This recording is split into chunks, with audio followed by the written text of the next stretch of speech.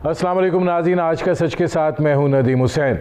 इस वक्त मुल्क की सियासी सूरत हाल जो है वो काफ़ी हंगामा खेज़ है और दिखाई ये दे रहा है कि मामलात जो हैं वो तसादुम की तरफ जा रहे हैं। आज मौलाना फजल रहमान साहब लाहौर में हैं और उन्होंने ये बात कही है कि वो जिस तर्ज के मुकदमात हुकूमत कायम कर रही है उसको वो जूते की नोक पर रखते हैं और पहले ही जलसे से जो है वो तब्दीली का आगाज़ होगा। अब देखना ये है कि अपोजिशन जो है वो किस हद तक आवाम को जो है वो मोबिलाइज़ कर पाती है कि हुकूमत के ऊपर एक दबाव जो है वो पड़ सके। हुकूमत का ये ख्याल है कि शायद जलसा तो बड़ा हो जाए, लेकिन जब तहरीक चलने की बात होगी तो सड़कों के ऊपर लोगों का आना जो है उस बड़े पैमाने पर ना हो जिसकी अपोजिशन तवक्को कर रही है। और जब मामलात रियासत से टकराने के हों तो ऐसी सूरत हाल में भी कम कामयाबी के इम्कानात होते हैं। लेकिन अपोजिशन जो है वो ये समझती है कि हुकूमत को वो दबाव में ला सकते हैं। अब जब ये तसादुम की बात हो रही है तो ऐसी सूरत हाल में होता क्या है कि हुकूमत अपोजिशन को इंगेज करती है, लेकिन यहाँ पर हुकूमत अपोजिशन के साथ मुज़ाकरात करने के लिए तैयार नहीं है, क्योंकि उनका बयानिया ये है कि अपोजिशन जो है वो उनसे रायतें मांगती है, एनआरओ मांगती है, लिहाजा कोई बातचीत नहीं होगी। दूसरी चीज़ ये है कि वज़ीर आज़म इमरान ख़ान बड़ा कैटेगोरिकली ये कह चुके हैं कि अगर किसी ने कानून में हाथ में लेने की कोशिश की तो मैं एक एक को पकड़ के जेलों में डालूँगा। पुरअमन एहतजाज करना चाहते हैं, वो उनका हक़ है, वो करें। साबिक़ वज़ीर आज़म शाहिद खाकान अब्बासी आज कह रहे थे कि वो अब वज़ीर आज़म इमरान ख़ान के ख़िलाफ़ मुकदमा दर्ज कराना चाहते हैं और इस मकसद के लिए वो भी उसी थाने को इस्तेमाल करना चाहते हैं जहां से मुस्लिम लीग नून की क़यादत जो है उसके ख़िलाफ़ बगावत के मुकदमे का इंदराज हुआ है और वो बुनियाद बना रहे हैं साबिक़ DG FIA बशीर मेमन ने जो इंकशाफात जो हैं वो किए हैं। बुनियादी तौर पर सवाल ये पैदा होता है कि क्या अपोजिशन जो है इस महाज़राई की कैफियत के अंदर से वो नताइज अक्स कर पाएगी जो वो चाहती है, और हुकूमत जो है क्या वो अपनी उस कोशिश में कामयाब होगी जो उनकी सोच और फ़िक्र है। क्योंकि दिखाई ये देता है कि जहाँ तक मुस्लिम लीग नवाज़ और मौलाना फजल रहमान साहब का ताल्लुक़ है तो वो आखिरी हद तक जाने की बुनियाद रख चुके हैं। क्या पाकिस्तान पीपल्स पार्टी और बाकी जमातें जो हैं वो भी इस सफ़र में उनकी इसी तरीके से शरीक कार होंगी, ये भी एक सवाल है। ये जो मामलात हैं क्या इस नहज पर तो नहीं चले जाएंगे जहां सूरत हाल जो है ना अपोजिशन के हाथ में रहे और ना ही हुकूमत के हाथ में। ऐसी सूरत हाल में फिर जो नतीजा निकलता है उसकी माजी में मिसालें हमारे सामने हैं। अगर ये सूरत हाल नहीं है तो फिर ऑप्शंस क्या हैं? ये वो सूरत हाल है जिस पर करेंगे बात। आपका अपने मेहमानों से तारुफ करवाते हैं। हमारे साथ मौजूद हैं खुर्रम दस्तगीर खान साहब, सीनियर रहनुमा है मुस्लिम लीग नवाज़ के। हमारे साथ मौजूद हैं नफीसा शाह साहिबा, पाकिस्तान पीपल्स पार्टी की सीनियर रहनुमा हैं, और हमारे साथ मौजूद हैं जाहिद खान साहब, तर्जुमान हैं अवामी नेशनल पार्टी के। खुर्रम दस्तगीर खान साहब, ये फरमाइएगा कि ज़ाहिर है मुस्लिम लीग नवाज़ जो है वो अब एक फ़ैसला कर चुकी है और ज़ाहिर है आपकी लीडरशिप का एक बयानिया जो है वो सामने आ चुका है। ये जो अब महाज़राई की कैफियत है, आप समझते हैं कि ये ऐसे तसादुम में बदल सकती है हुकूमत के साथ कि जहाँ पे सूरत हाल दोनों के काबू में ना रहे? जी, हमारा तो कोई इरादा नहीं है कि हम पार्लियामान का जंगला तोड़ें या सदर मुमलिकत के घर के गेट पर हमला करें। हमारा कोई इरादा नहीं है कि हम इस्लामाबाद पुलिस को या पंजाब पुलिस को ज़दोकोब करें। हमारा बिल्कुल कोई इरादा नहीं है कि हम बज़ोर ताकत अपने जो कारकुन हैं उनको पुलिस की हिरासत से छुड़ाएं, और हमारा बिल्कुल इरादा नहीं है कि हम डंडों के ज़रिए पाकिस्तान टेलीविज़न जैसी इमारतों पर कब्जा करें। ये तरीके इंसाफ का रिकॉर्ड है और हम तो पुरअमन रहने वाले लोग हैं, पाकिस्तान की मिट्टी को संवारने वाले लोग हैं, तो ऐसा कोई इरादा ना ही अपोजिशन का है। अलबत्ता हुकूमत की तरफ से जिस किस्म की बदहवासी का मुजाहरा किया जा रहा है, ये बगावत के पर्चों से, सिर्फ लाहौर में नहीं, यहाँ गुजरांवाला में भी एक बगावत का पर्चा हुआ है जिसपे हमारी तलबियां हो रही हैं। तो यहाँ जो बदहवासी है, जिस किस्म की जबान इस्तेमाल हो रही है वज़ीर आज़म डाउनवर्ड्स, उनकी तरफ से खतरा है कि वो कहीं तशद्दुद का इतना इस्तेमाल ना करें जिससे हालात बिगड़ जाएं। लेकिन ऑपोजिशन जो है वो तो सिर्फ आइन के ऊपर अमलदारी का मुतालबा कर रही है, वो साफ शफाफ इंतखाबात का मुतालबा कर रही है। हमने किसी को नहीं कहा, जिस तरह इमरान खान साहब फरमाया करते थे कि हम गले से पकड़कर घसीट कर उतारेंगे वजीर आजम को, अभी तक किसी ऑपोजिशन के रहनुमा ने ये बात नहीं की। तो हमारा तो मकसद सिर्फ ये है और लोगों को ये बताना है कि जो हुकूमतें वोट चोरी करके आती हैं वो फिर आटा भी चोरी करती हैं, वो घी चोरी करती हैं, चीनी चोरी करती हैं। जो हुकूमतें वोट चोरी करती हैं वो पाकिस्तान की तरक्की और खुद मुख्तारी चोरी करती हैं, वो कश्मीर की चोरी में सहूलतकारी बनती हैं। तो ये जो इश्यूज है, मैं इसको ओपन कर लूं। खुरम दस्तगीर खान साहब, मैं आता हूं। नफीसा शाह साहब, ये फरमाइएगा कि जाहिर है नवाज शरीफ साहब का एक बयानिया है और वो उस बयानिए को लेकर चल रहे हैं और उसका इजहार जो है उन्होंने अपनी पार्टी मीटिंग्स के दौरान खुलकर किया भी है। अब ये जो आप पीडीएम के प्लेटफॉर्म से एक एहतजाजी तहरीक चलने जा रही है, आप क्या समझती हैं कि पाकिस्तान पीपल्स पार्टी जो है उस एंड तक जाने के लिए तैयार है? क्या सिर्फ हुकूमत को एहसास दिलाना मकसूद है या हुकूमत को गिराना है? देखिए, इसके दो लेवल्स हैं, ठीक है। एक तो हर जमात अपने अपने एजेंडा पर, अपने अपने मैनिफेस्टो पर अपने अवाम या वोटर्स को एड्रेस कर रही है। जो दूसरा प्लेटफॉर्म है वो पीडीएम का है और पीडीएम में बिल्कुल इंडिविजुअल्स डू मैटर, लेकिन जो पीडीएम की स्ट्रेंथ है वो इत्तेहाद स्ट्रेंथ है।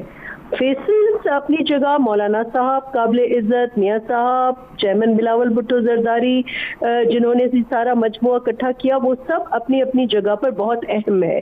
लेकिन उससे कई ज्यादा अहम जो इत्तेहाद है वो है, और इत्तेहाद के ही डायनामिक्स हैं। अगर इस हुकूमत, मैं तो इसको हुकूमत समझती नहीं हूँ, ये ग्रोह है जिसने पाकिस्तान के वसाइल के ऊपर, पाकिस्तान के वफाक, पाकिस्तान की पार्लियामेंट, पाकिस्तान के इंसाफ का निज़ाम के ऊपर कब्जा किया हुआ है।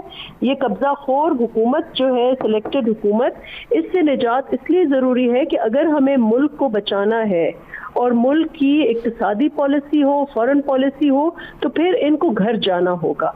और ये घर अकेले अगर एक एक आवाज़ से हर जमात अलग बोलेगी तो शायद उनके लिए ये वो चाहेंगे कि डिवाइडेड ऑपोजिशन हो। ऑपोजिशन की यूनिटी हमारी स्ट्रेंथ है और पीडीएम में बयानिया जो है वो पीडीएम का है। और वो बयानिया क्या है? वो बयानिया है जो एलानिया हमने 20 सितंबर को जारी किया था, जिसमें आइन की बालादस्ती की बात थी, जिसमें फ्री एंड फेयर इलेक्शंस की बात थी, जिसमें बिला तफरीक एहतसाब की बात थी, जिसमें इम्तियाजी सलूक इस वक्त हो रहा है, वो अपोजिशन हो, वो मीडिया हो, वो सिविल सोसाइटी हो, उसकी बात थी। ये एजेंडा है जो एक कंस्ट्रक्टिव एजेंडा है, इस मुल्क को की तामीर का एजेंडा है और यही एजेंडा है जो हमारी स्ट्रेंथ है। मैं नफीसा शाह साहब आता हूँ क्योंकि अब इधर से और 2-3 बड़े अहम सवालात हैं, लेकिन जाहिद खान साहब ये फरमाइएगा कि आपकी पार्टी ने भी कुछ तहफ़्फ़ुज़ात का इज़हार किया पीडीएम में, अब आपकी मीटिंग भी हो रही है, आप रोटेशन के हवाले से बात कर रहे हैं, कुछ और आपके मामलात हैं, किस कदर तहफ़्फ़ुज़ात हैं आपको? देखिए नदीम हुसैन साहब, मेरे ख्याल में हमारी पार्टी के कोई तहफ़्फ़ुज़ात नहीं, कोई ऐसी बात नहीं है। अगर रूटीन में वो जो बात हो रही है वो तो एज एपीसी के अंदर बात है और एपीसी के अंदर फैसले होते हैं, उसमें किसी पॉलिटिकल पार्टी का इससे इख्तिलाफ नहीं है। क्योंकि जो 26 पॉइंट्स का एजेंडा पेश किया गया था एपीसी के बाद, तो वो सब पॉलिटिकल पार्टीज उस पर इस वक्त मुतफिक है और उस पर काम करेंगे। ये जो हुकूमत की अपने तरफ से कभी कहते हैं कि पीपल पार्टी का इस पे तहफ़्फ़ुज़ात है, कभी कहते हैं कि और छोटी पार्टियों पे है, एनपी को है। हमारी पार्टी का तो ये रूटीन का मीटिंग था, ये बहुत पहले से था सेंट्रल कमेटी का, चूंकि हमारे हर सूबे में होते तो बलूचिस्तान में है, वो कुछ इस सिलसिले में नहीं है। हाँ, ये वाकई कि जो पीटीएम के जो फैसले हुए, जब हम इसके पीटीएम के अभी हिस्सा है तो उसके फैसलों के तफसील अपनी ये सेंट्रल कमेटी से लेंगे। लेकिन जहाँ तक हुकूमत की बात है, आपने देखा, आपने कहा और ख़ुद भी आपने रिमार्क्स में कहा कि हुकूमत का काम होते हैं कि वो जहाँ पे आग जल रहा हो तो उस पर तेल चलकाने के बजाय वो पानी डालते हैं। लेकिन बदकिस्मती ये जो मौजूदा हुकूमत है, जब वज़ीर-ए-आज़म इस हद तक चला जाता है कि जी मैं एक एक को उठा के बंद करूंगा, तो देखिए सियासत में कोई बंद होने से डरती नहीं है। ये पता नहीं इमरान खान को ये किसने सिखाया है कि जी आप कह दे तो सारे डर जाएंगे। ये आप उसको एक इल्म भी नहीं है, उसने सियासत में इतना रहा नहीं है। ये पाकिस्तान बनने के बाद अगर आपको याद होगा तो सबसे पहले तो हम यानी 4 कौमें गद्दार थे। पुख्तून गद्दार है, बलूची गद्दार है, सिंधी गद्दार है, बंगाली गद्दार है, और ये एक कहानी चलती रही। और उस गद्दारी के बाद तो जब से बंगालियों ने अपना फैसला किया कि जी चूंकि अगर हमें गद्दार है तो हम नहीं रहना चाहते, वो अलग हो गए। फिर 3 सूबे छोटे रह गए, 3 सूबे छोटे अभी तक गद्दार ही थे, उनकी लीडरशिप जितने भी है वो गद्दार है। लेकिन बदकिस्मती है कि इस मुल्क में हमारी जब हुक्मरानों के पास कोई जवाब नहीं होता है, कोई जवाब नहीं होता है, तो गद्दारी का आज आ जाता है। मैं आता हूँ जाहिद खान साहब, मैं आखिर में नदीम हुसैन साहब, इस दफा पहले बार मैं जाहिद खान साहब आता हूँ का लबर लग गया कि ये जो बहुत खतरनाक मुझे नजर आ रहा है। और मैं समझता हूँ, हम समझते हैं, अवामी नेशनल पार्टी समझती है कि छोटी कौमियतों को तो आपने गद्दार करार देते रहे, बड़े कौम को एक को गद्दार दिया तो अलग हो गया। अभी दूसरा जो कौम इस वक्त इस मुल्क में बड़ा कौम है वो है पंजाबी, और पंजाबी में भी आपने कल मुकदमा दर्ज करा दिए। तो इसका ये मतलब है कि पता नहीं आप इस मुल्क को किस तरफ लेके जाना चाहते हैं, ये हुक्मरान बता सकते या सेलेक्टर्स जो है वो बता सकते हैं। मैं जाहिद खान साहब आता हूँ। अच्छा, इसमें ये फरमाइएगा खुरम दस्तगीर साहब कि जाहिर है कि आप एहतजाज की जानिब जा रहे हैं, आपका एक एजेंडा है जिसका PDM के अंदर इजहार किया गया है। हुकूमत ये समझती है कि आप उनको ब्लैकमेल कर रहे हैं और वो ब्लैकमेलिंग में नहीं आएंगे। इसका मतलब ये है कि ये और इमरान खान साहब ये कह रहे हैं कि अगर आपने कानून को हाथ में लेने की कोशिश की तो एक एक को पकड़ के जेल में डालेंगे। अगर सूरत हाल ये है तो फिर तो ये एक ऐसा वाज़ह तसादुम दिखाई दे रहा है, तो इसमें फिर आपके पास ऑप्शन क्या है? ऑप्शन एक ही है कि पाकिस्तान के अवाम की बात करनी, 2400 रुपये जो मान गंदुम होगी उसकी बात करनी है, पाकिस्तान में जो मीडिया का गला घूंटा गया है उसकी बात करनी है, पार्लियामान में भी करनी है, उससे बाहर भी करनी है। हमारा तो कोई तकरीबी एजेंडा नहीं है। ये तमाम जमातें ऐसी हैं जो ये इस पर यकीन रखती हैं कि पाकिस्तान ने अगर आगे जाना है 21वीं सदी में, तो वो इमरान खान साहब का जो नौआबादियाती जहन है कि मैं सबको जेल में डाल दूंगा, और ये 124A जिसके तहत मैं भी उसमें शामिल हूँ, जिन पर बगावत का मुकदमा है, तो वो ये जो एजेंडा है कि इनको बागी करार दे के और सेडिशन का चार्ज लगा के इनको जेलों में डाल दो, तो ये सीखा है इमरान खान साहब ने जब वो इंग्लिस्तान में कहते हैं मैं इतने साल रहा हूं, वहां तो किसी को नहीं जेलों में डाला जाता है एहतजाज करने पे। लेकिन आपने देखा कि उनकी जो असलियत है, जो हमने नैब के मामले में भी देखी है कि उनका जाती बुग़्ज़ और नफरत जो है वो नैब के जरिए भी इस्तेमाल हुआ है। वो इस हद तक इस्तेमाल हुआ है कि जो इंतहाई जरूरी और अहम सियासी उमूर थे, गिलगित बल्तिस्तान के मामले में, फाटफ के मामले में, हिंदुस्तान और कश्मीर की पॉलिसी में, उन्होंने सिर्फ इस वजह से कि वो अपोजिशन से हाथ नहीं मिला सकते, उन्होंने अपोजिशन से बात करना मुनासिब नहीं समझी। आज तक वो बात नहीं कर रहे, हालांकि और बड़े सीरियस मामलात हैं। अभी चंद हफ्ते बाद जो है वो गिलगित बल्तिस्तान में इलेक्शन है, उसकी आईनी हैसियत का तयन होना है, लेकिन वो सिर्फ अपने जाती उस पे है। खुरम दस्तगीर साहब, मुझे एक ब्रेक लेना पड़ रहा है, मैं आता हूँ वापस, यहीं से शुरू करेंगे, मुझे एक ब्रेक लेना पड़ रहा है। नाज़रीन, हमारी गुफ्तगू जारी है, एक मुख्तसर से कमर्शियल ब्रेक का वक्त हुआ है, मिलते हैं इस वक्फे के बाद।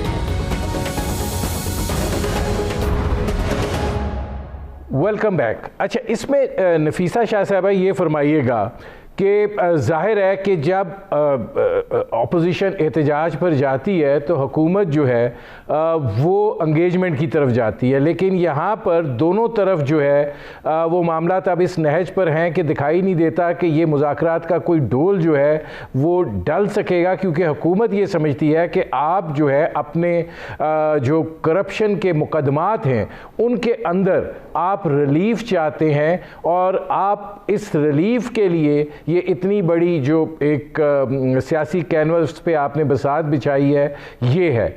तो ऐसी सूरत हाल में फिर तसादुम के अलावा और रास्ता कौन सा रह जाता है? तो उसका नतीजा तो कभी अच्छा नहीं निकलता। देखिए, हुकूमत वक्त का जो बयानिया है ये बहुत घिस पिट गया है, इसकी वो अफादियत नहीं है। शायद पहले 3 महीने में तो ये चल जाता, उसके बाद जो उन्होंने खुद इतने करप्शन के अंबार और मिस गवर्नेंस और मेल प्रैक्टिसेस जो है उनकी की हुई हैं, इतने स्कैंडल्स उन्होंने दबाने की कोशिश की है। उन्होंने फिर जुडिशरी को इस्तेमाल किया, स्टे ऑर्डर्स के जरिए इलेक्शन कमीशन को मफलूज किया, इदारों को वो शायद का ऐसा नहीं करने दे रहे through various means because they selected कि इनकी जो करप्शन है वो बेनकाब हो, लेकिन अब आवाम के आगे वो खुल चुके हैं सारे इनके जो स्कैंडल्स हैं। फिर दूसरी तरफ अगर शायद ये भी होता कि ये कुछ डिलीवर कर पाते तो फिर भी ये होता कि शायद अवाम का जो गम गुस्सा है उसमें कुछ कमी होती। लेकिन एक तरफ तो उन्होंने न करप्शन, जो उनका अपना बयानिया था, न करप्शन पर कंट्रोल किया, ऑन द कॉन्ट्ररी इनकी अपनी गवर्नेंस और प्रैक्टिसेस जो है वो करप्शन से भरपूर है। और दूसरी तरफ उन्होंने अवाम को रिलीफ भी नहीं दिया, ऑन द कॉन्ट्ररी जो आप महंगाई के इनका अपना डेटा देखें वो तो बहुत ही शदीद तशवीशनाक है। लोग इस वक्त मिडिल क्लास के लोग हों, वर्किंग क्लास के लोग हों, इवन अपर मिडिल क्लास के लोग हैं, इतने तंग आ चुके हैं और उन्होंने सिर्फ हैव्स को भरा है। तो जब ये हालात हो तो उनके पास कुछ रह नहीं गया।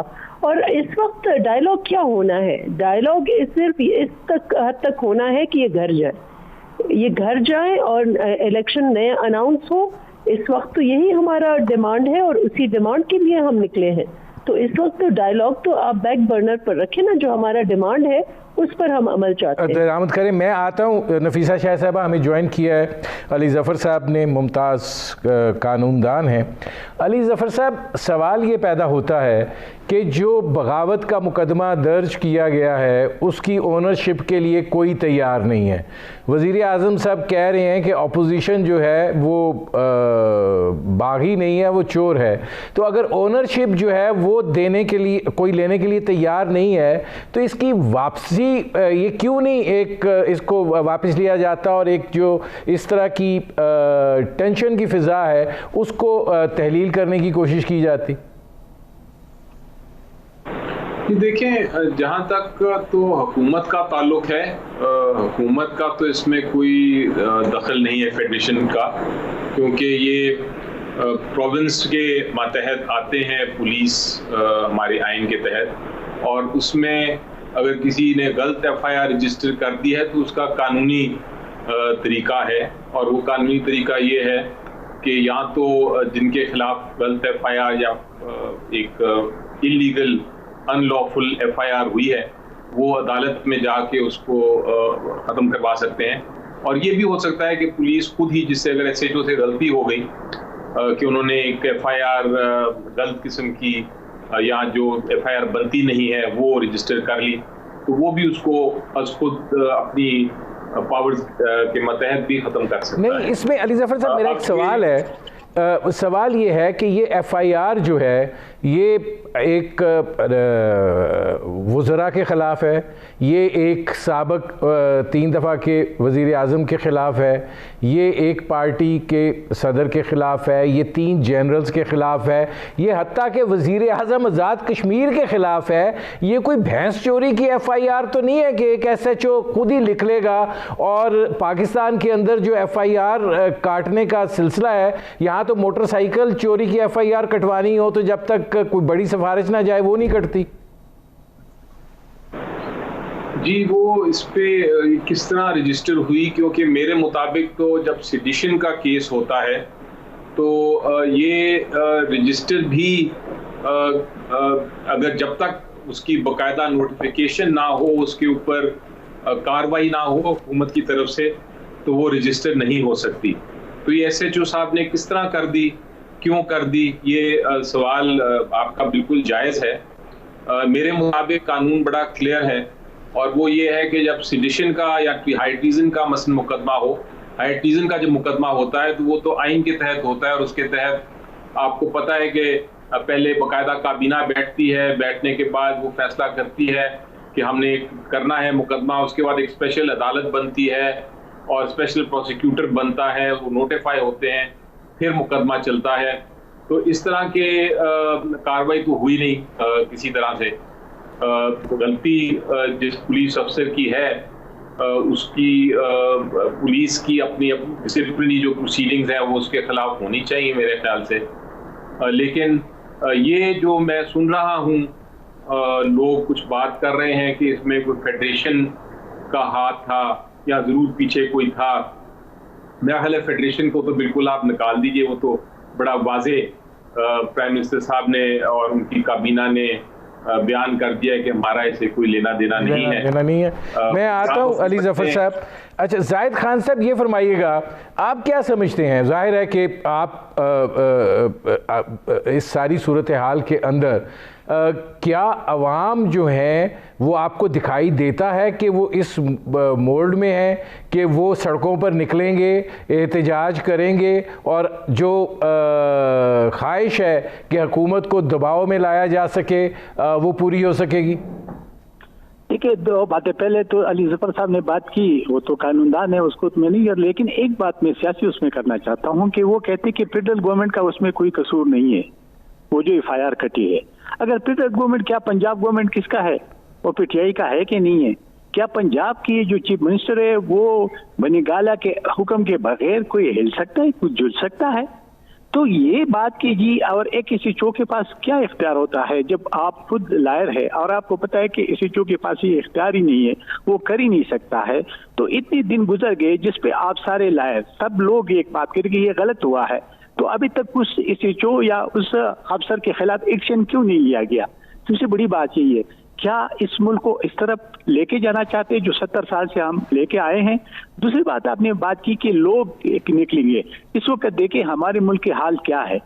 पंजाब में कभी भी आटे की किल्लत नहीं है, इस दफा पंजाब में भी आटे की किल्लत है, लोगों को मिल नहीं रहे। जो 800-900 का मिलता था वो कोई 1200-1300-1400 के मिल रहे।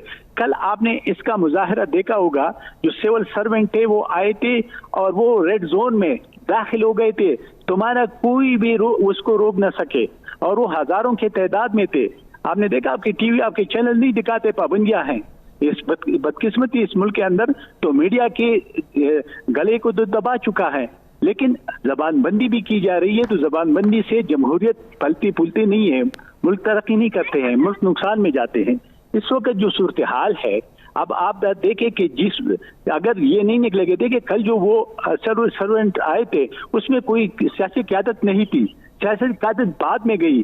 तो इस तरह लोग खुद निकल, आवाम निकले रोडों पे, तो अनार की इस मुल्क के अंदर हो जाएगी, होती है। मैं जाहिद खान साहब आता हूँ इसमें। खुरम दस्तगीर साहब ये फरमाइएगा कि जाहिर है एहतजाज को लेकर चलना एक बड़ा मुश्किल मरहला होता है। लोग अपनी जो उनकी मजबूरियां हैं, जो उनकी रोज़मर्रा की ज़िंदगी की सूरत हाल है, उसमें इतने उलझे हुए हैं कि हर एक को अपनी उस दिन की दिहाड़ी की फ़िक्र होती है। ऐसी सूरत हाल के अंदर आप शायद जलसा तो बड़ा हो जाए, लेकिन आप जो एक एहतजाजी तहरीक करना चाहते हैं या चलाना चाहते हैं, आप समझते हैं कि वो इतनी मौसर हो सकेगी? यही वो पहलू है जिसके ऊपर हुकूमत इत्मीनान में है। पहले तो नदीम साहब ये वाज़े होना चाहिए कि हम फेडरल गवर्नमेंट को कैसे इस FIR से निकाल दें, जबकि कल ही साबिक DG FIA ने एक इंटरव्यू में पब्लिकली कहा है कि वज़ीर आज़म ने उनको खुद बुलाकर ज़ाती तौर पर कहा कि आप केस कायम करें। तो जो वज़ीर आज़म खुद आला अफसरान को बुलाकर अपोजिशन के ऊपर केस करने का हुक्म जारी कर रहे हैं, उनको हम कैसे इससे निकाल देंगे कि उन्होंने काम नहीं किया होगा? दूसरा ये है कि जो एक SHO साहब हैं उन्हें अच्छी तरह मालूम है कि ये बगावत का मामला बड़ा संजीदा है। इसको आप, जिसके ऊपर इतनी बड़ी बड़ी उम्र कैद की सजाएं हैं, मौत की सजाएं हैं, उनको अच्छी तरह पता है कि 196 सीआरपीसी क्या कहता है। यदि आप कोई भी जो ऐसी एफआईआर है वो वफाकी या प्रोविंशियल गवर्नमेंट के बराह रास्त मर्जी के बगैर नहीं हो सकती। इन राइटिंग उन्होंने देना है कि जनाब ये करना पड़ेगा। तो जब ऐसा मामला हो तो आप कैसे इनको निकाल सकते हैं जिनका रिकॉर्ड ही बुक्स पे और नफरत पे दूसरा ये है कि देखिए, जो दिहाड़ी वाला है उसकी आज दिहाड़ी लगाने के बावजूद जब उसे घर जाता है तो उसे 75 रुपए किलो आटा और 115 रुपए किलो चीनी खरीदनी पड़ रही है, तो वो अपनी दिहाड़ी छोड़कर आएगा, क्योंकि उसने इसका हिसाब लेना है कि भाई एक ऐसी हुकूमत पिछली जो 33 रुपए किलो आटा छोड़कर गई थी, 55 रुपए किलो चीनी छोड़कर गई थी, उसको तो आपने वोट चोरी करके निकाल दिया। लेकिन अब जब ये हुकूमत आई है जिसने उसके बच्चों का रिस्क जो है वो छीन लिया है, जो ये आजकल ये सोचने पर मजबूर है कि मैं बच्चों के स्कूल की फीस दूं या मैं बिजली का बिल दूं, मैं बच्चों को खाना खिलाऊं या मैं अपने दूसरे अखराजात अदा करूं। जब इतने खराब मुआशी हालात हो जाए तो फिर अवाम बाहर आएगी और इसका हिसाब लेने आएगी कि भाई आपने 60 लाख टन गंदम चोरी करवा के आज जो हम 78 रुपए किलो जो है वो आटा अगर परचून में खरीदे तो मिलता है, हर सब्जी जो है वो 150-200 रुपए किलो हो गई है, तो वो लोग तो अब भूखे हैं, लोग अपने बच्चों को खाना खिलाने से कासिर हो चुके हैं। और वो सब लोग मैं खुर्रम दस्तगीर साहब आता हूं, मुझे एक ब्रेक लेना पड़ा है। नाज़रीन, हमारी गुफ्तगू जारी है, एक मुख्तसर से कमर्शियल ब्रेक का वक्त हुआ है, मिलते हैं इस वक्फे के बाद।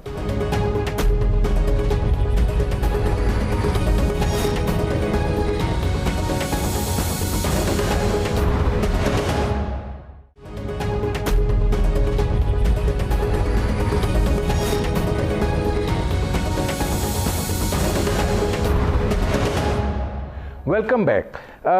नफीसा शाह साहबा, ये फरमाइएगा कि ज़ाहिर है हालात जो हैं वो इस अमर की निशानदेही करते हैं कि अवाम जो हैं वो एक मुश्किल में हैं, एक उस कर्ब के अंदर हैं। मुस्लिम लीग नवाज़ जो है ऑफ लेट एक एंटी इस्टेब्लिशमेंट रोल में आई है। खैर, आप लोग तो लड़ते रहे हैं, लेकिन अब पंजाब के अंदर आपका जो बेस है वो महदूद हुआ है। जब इमरान खान साहब का धरना था तो तमाम तर सूरत हाल के बावजूद नवाज़ शरीफ साहब की हुकूमत की चूलें ज़रूर हिलीं, लेकिन हुकूमत चलती रही। तो आप क्या समझते हैं कि अब जबकि सूरत हाल उसके बिल्कुल बरक्स है, तो आप किस तरीके से मजबूर कर सकते हैं कि आप एक वस्त मुद्दती इंतखाबात की तरफ सूरत हाल को ले जाएं? जी, देखिए, ये पहले एस्टैब्लिशमेंट और एंटी एस्टैब्लिशमेंट वाला डिबेट जो है, I think it's a false debate.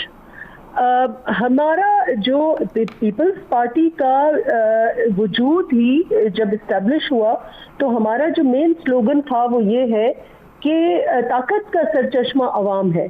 तो हम हकीकी सिविलियन बालादस्ती जो है उसके लिए ये पार्टी उसके लिए बनी। It's called the people's party. उसके लिए हमारे दो लीडर्स जिनका बैनुल अक़वामी स्टैचर था, जिन्होंने इस मुल्क को आइन जो आइन हमारा रेफरेंस पॉइंट है, उस आइन की क्रिएशन, उस आइन के लिए स्ट्रगल, उस आइन की बहाली, ये पीपल्स पार्टी और उसके कारकुनों, उनके लीडरान को क्रेडिट जाता है। और वो दो शहादतें हमारी जमात ने दी हैं इस मुल्क के लिए। और ये जो नैरेटिव आप कह रहे हैं anti establishment, this is actually we want कि आइन की बालादस्ती हो। मियां साहब अगर बात कर रहे हैं या शिकायतें कर रहे हैं तो एसेंशली उसका जो बयानिया है वो क्या बयानिया है?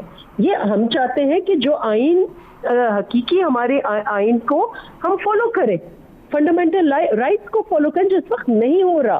खुद प्रेसिडेंशियल पैलेस जो है वो एक साजिश का मरकज बन गया है, जहां से गैर आईनी अहकामात जाते हैं, जुडिशरी के ऊपर हमला हो जाता है, इलेक्शन कमीशन के ऊपर हमला आ जाता है। और इस वक्त वो पार्टी, अनफॉर्चुनेटली वो पार्टी रूल कर रही है जिस पार्टी ने, देखें, जब अगर खुदा न खास्ता दुश्मन इस मुल्क में आएगा तो हमारी कौमी इंस्टॉलेशंस पर हमला होगा, पीटीवी पर हमला होगा, रेडियो स्टेशन पर हमला होगा। इन्होंने पीटीवी पर हमले की कोशिश की या किया? इन्होंने पार्लियामेंट के ऊपर हमले की कोशिश की और उन्होंने सुप्रीम कोर्ट की बेहुरमती की। तो जिनको हमारे आईनी इदारों की इज्जत नहीं है, तो वो एक हम समझते हैं, इसलिए इसको सिलेक्टेड तो एक यूफेमिज्म है। सो दैट्स व्हाई जो डिबेट है इस वक्त पाकिस्तान में हकीकी अवामी बालादस्ती, और फिर जो पार्लियामेंट है वहां से जो ताकत है वो पार्लियामेंट से आनी चाहिए, पॉलिसी पार्लियामेंट से आने चाहिए, फॉरेन पॉलिसी, इक़्तिसादी पॉलिसी पार्लियामेंट डिटरमिन कर। इस वक्त हम बहैसियत से रुकन कौमी असेंबली हम लोग हेल्पलेस फील करते हैं। तो डिबेट ये है, डिबेट सिविलियन सुप्रीमेसी का डिबेट है, डिबेट एडवर्सरियल नहीं है। क्या हम अपने फौज से लड़ना चाहते हैं? नहीं। क्या हम अपनी judiciary, we are against judicial activism, लेकिन क्या हम जुडिशरी से लड़कर ये हासिल करेंगे? नहीं। सो द डिबेट इज कि वी वांट मोर डेमोक्रेसी, और जो एक जाली तरीके से आके कब्जा किया उनको भी मौका मिला। 2 साल इज मोर देन इनफ। ठीक है, नफीसा शाह साहबा मैं आता हूँ। अब अली ज़फ़र साहब, आपने नफीसा शाह साहबा की बात सुनी, वो कह रही हैं कि बहस जो है वो जमहूरियत को मुस्तहकम करने की है, जो सिविलियन बालादस्ती है उसकी बात है। आप समझते हैं कि ये बयानिए के कन्फ्यूजन है जो हालात को ख़राब कर रहे हैं? देखिए जी, जहाँ तक डिबेट का ताल्लुक है, बहुत अच्छी डिबेट है, और ये डिबेट आप अखबारों में भी पढ़ेंगे, पूरी दुनिया में पढ़ेंगे कि आइन की बालादस्ती होनी चाहिए, इसमें कोई शक नहीं है। सिविलियन हुकूमत जो है उसकी क्या ताकतें हैं, उसकी क्या पावर्स हैं आइन के तहत, जुडिशरी की क्या ताकत है, एग्जेक्टिव क्या कर सकती है, लेजिस्लेचर का वकार क्या है, ये सारी चीज़ें बहुत अच्छी हैं। डिबेट होनी चाहिए, इस पर इम्प्रूवमेंट होनी चाहिए, बेहतरी होनी चाहिए, उसमें तो कोई शक नहीं। और एक वकील के तौर पे तो मैं आपको पता है कि हर वकील जो है वो इंसाफ और जमहूरियत के साथ ही खड़ा है, और पाकिस्तान इटसेल्फ जो है उसका नाम ही मेरा ख्याल है एक सिलसिला है, पाकिस्तान, जमहूरियत और अवाम, ये एक ही सिलसिला मेरे नज़र में है। तो इन सारी डिबेट से तो बिल्कुल कोई किसी को भटना भी नहीं चाहिए, और बिल्कुल खुल के डिबेट करनी चाहिए। लेकिन जिस तरह ये नरेटिव बनाया गया था वो बदकिस्मती से वो मुख्तलिफ तरीके से था। वो तो एक डायरेक्ट इंस्टीट्यूशन पे अटैक था, और ये ऐसी इंस्टीट्यूशन है जो इसने हमारी ये जो हमने टेररिज्म के खिलाफ जंग लड़ी है और पाकिस्तान को जिन्होंने महफूज किया है बहुत हद तक, वो उन्हीं की वजह से है, उनकी और जो हमारी अवाम की सेक्रीफाइसेस हैं उनके ऊपर अटैक करना। मेरा ख्याल है वो मुझे इस तरह का बयानिया नहीं नजर आया, इतना सोफिस्टिकेटेड जिस तरह अभी बयान किया गया है। वो मुझे कोई ज्यादा लगा। मैं मेरे पास टाइम बहुत महदूद रह गया है। खुर्रम दस्तगीर खान साहब, मैं आपसे एक सवाल करना चाहता हूँ। गुजारिश ये है कि जब आप सिविलियन बालादस्ती की बात करते हैं तो फिर पार्लियामेंट की मजबूती होनी चाहिए। जब पार्लियामेंट आपके हाथ में थी तो पीपल्स पार्टी रज़ा रबानी साहब की क़यादत में सेनेट के बाहर ढंडोरा पीटती थी, टेंट लगा के इजलास करती थी, प्राइम मिनिस्टर कहाँ है। प्राइम मिनिस्टर साहब 8-8 महीने पार्लियामेंट के अंदर तशरीफ़ नहीं लाते थे। आपकी सिविलियन बालादस्ती ऐसी का जो बुनियादी टेक्स्ट जो दिखाई देता है, मैं ये बड़ा स्ट्रेट और तल्ख आपसे पूछने लगा हूँ कि वो दिखाई ये देता है कि किसी तरीके से चीफ ऑफ आर्मी स्टाफ जो है वो पंजाब पुलिस के आईजी की सतह पर आ जाए। नहीं, बिल्कुल भी नहीं। अफवाज पाकिस्तान की मुहाफिज हैं, और मेरे जो भाई सरहदों पर खड़े हैं, चाहे वो ज़मीनी सरहदें हैं, वो हवाई सरहदें हैं या बहरी सरहदें हैं, उनको सलाम है जो पाकिस्तान को महफूज रख रहे हैं।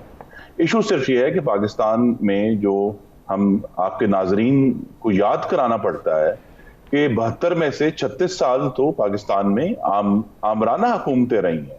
उनकी वजह से पाकिस्तान की सियासत और मुआशरत और पार्लियामान का तरीक़ेकार सब तरोड़ मरोड़ा जा चुका है, और बड़ी मुश्किल से उसको सीधा करने की कोशिश की जा रही है।